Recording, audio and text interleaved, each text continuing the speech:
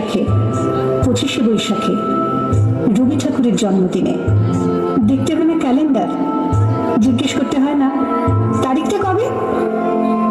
আগে থেকেই বুকের মধ্যে সাড়া ওঠে, 25শে বৈশাখ আসছে, রবি ঠাকুরের জন্মদিন। জন্মদিনের পরও জন্মদিন ফুরোয় না, রোজই তার জন্মদিন। 25শে বৈশাখ রোজই, প্রতিদিন প্রতিনিয়তই তার সঙ্গে আমাদের চলাফেরা মেলামেশা।